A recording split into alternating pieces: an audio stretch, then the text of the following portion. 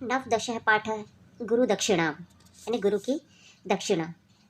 गुरुदक्षिणा अयं शब्दः प्राचीन भारतीयाः अध्यापन परंपरायाः पारिभाषिक शब्दः न तो पौरोहित्यपरक शब्दः।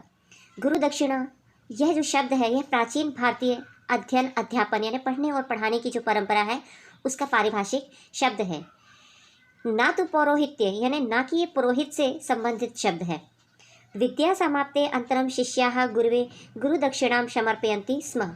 विद्या की समाप्ति के बाद शिष्य गुरु को गुरु दक्षिणा देते थे। पहले के समय में जो बालक रहते थे वो गुरु के आश्रम में जाके शिक्षा ग्रहण करते थे और विद्या समाप्ति के बाद ही वहाँ पे वो अपने गुरु को शिष्य द्वारा गुरु दक्षिणा समर्पित की जाती थी। गुरु दक्षिणां समर्पे एव शिष्य प्राप्त विद्यायाः सार्थक्यम अनुभवति स्म। और गुरु दक्षिणा देकर ही शिष्य जो है वो प्राप्त की हुई विद्या को सार्थकता का अनुभव करते थे। गुरु दक्षिणे विद्यायाः पूर्णतः घोत्यतीति। और यह जो गुरु दक्षिणा है यह विद्या की पूर्णता को प्रकट करती थी कि मतलब विद्या अब पूर्ण हो चुकी है। अत्र महाकवि कालिदासस्य रघुवंश महाकाव्यात् गुरुदक्षिणा संबंधिताः केचन श्लोकाः प्रदत्ताः।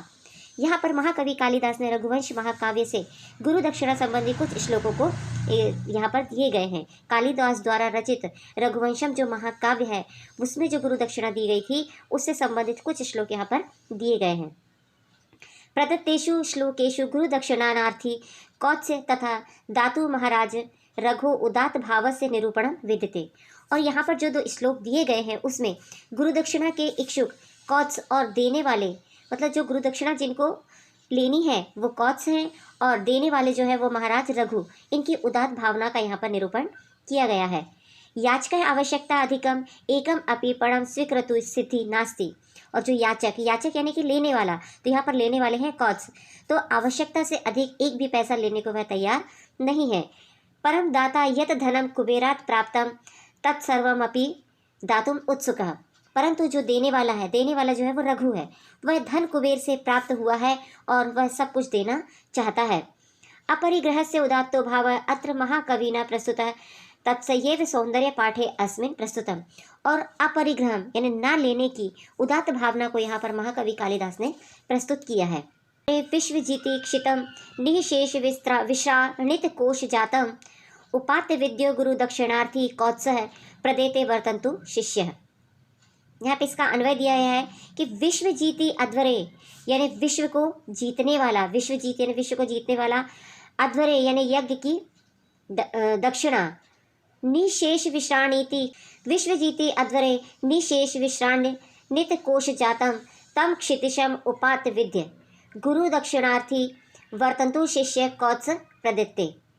विश्व जीते अध्वरे यानी विश्व जीत यानी जो यज्ञ की जो दक्षिणा में दी गई है। तो यहाँ पर विश्वजीत यज्ञ की दक्षिणा में यानी जिसने विश्व को जीता है जो है रघु, तो उसने यज्ञ की दक्षिणा में दान में दिए जाने के कारण, क्योंकि जो रघु था उसने यज्ञ की जो दक्षिणा हुई थी उसमें दान देने के कारण जिसका खजाना जो था वह रिक्त यानी कि खाली हो चुका था।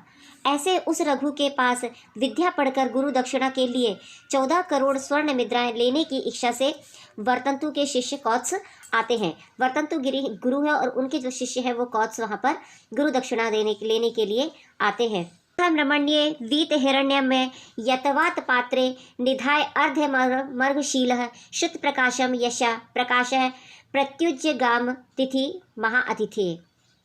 यानी अर्घशील यशा प्रकाश अतिथि यानी होता है आने वाला जो मेहमान होता है उसके लिए। तो निश्चल भाव से व्यवहार करने वाले जो है यशस्वी अतिथि से भी जो रघु थे वह निस्वार्थ भाव से उनके जो भी अतिथि होते थे उनकी वह सेवा करते थे। तो रघु के पास स्वर्ण पात्रों के स्थान पर, क्योंकि उन्होंने यज्ञ में अपना जो सब कुछ था जो उन्होंने जीता था युद्ध में वो सब कुछ अपना दान दे चुके थे, तो उनके पास अतिथि की सेवा के लिए उनके स्वागत के लिए स्वर्ण पात्र के स्थान पर मिट्टी के पात्र से ही वह उनका आवाहन कर रहे थे, यानी उनके जो अर्घ दे रहे थे। अर्घ देना यानी होता है कि उनके पैरों को धोना।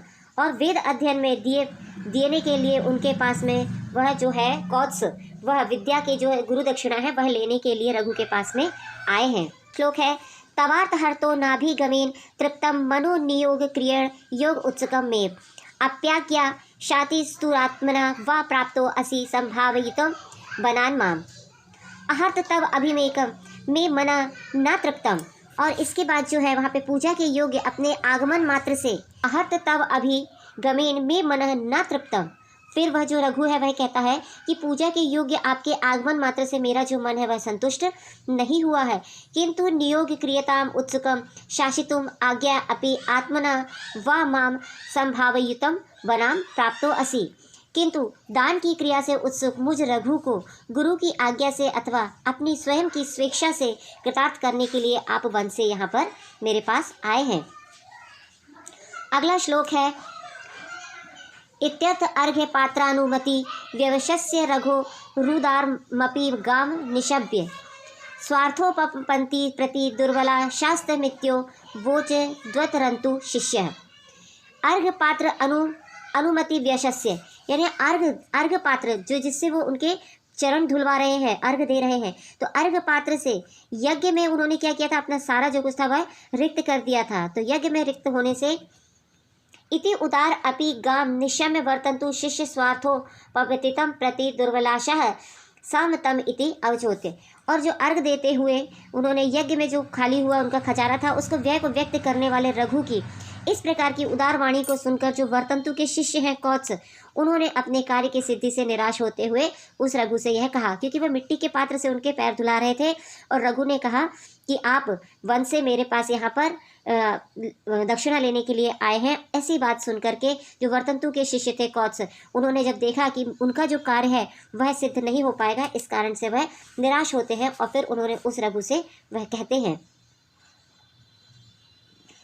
समाप्त विघ्नेन मया महर्षि विज्ञापितो अद्भुत गुरु दक्षिणाये सा मे चिरायस्य खलितोपचारम भा भक्ति मेवा गणयुत पुष्प। समाप्त विघ्नेन मया महर्षि विज्ञापितो अद्भुत गुरु दक्षिणाये सा मे चिरायस्खल अलितो उपचाराः ताम भक्ति मेवा गण यत्य पुरुत स्तात। इसका है समाप्त विघ्नेन मया महर्षि गुरु दक्षिणाय विज्ञाप्ति अद्भुतम सच चिराय अस्खली लोपचाराः ताम भक्ति एव पुरस्ताम अगण्यत। यानी समस्त विद्याओं को पढ़ने के बाद मैंने महर्षि वर्तंतु से गुरु दक्षिणा के लिए प्रार्थना की थी। ये कौन कह रहा है? जो कौत्स आया है। कौत्स ने ये कहा किससे? रघु से, कि सारी विद्याओं को पढ़ने के बाद मैंने महर्षि वर्तंतु से गुरु दक्षिणा के लिए प्रार्थना की थी, तो उन्होंने बहुत दिनों तक नियम पूर्वक की गई उस गुरु सेवा को ही श्रेष्ठ दक्षिणा माना था। उन्होंने कहा था कि मतलब जो उनकी गुरु की सेवा की गई है वही उसकी गुरु दक्षिणा है। निर्बद्ध संजात तरुषा अर्थकारस्यम चिंतित्वा गुरुणाम अहमुक्तः वितस्य विद्या परिशंकाया मे कोटिश्वस्तंत्रो दशः चाहरेति।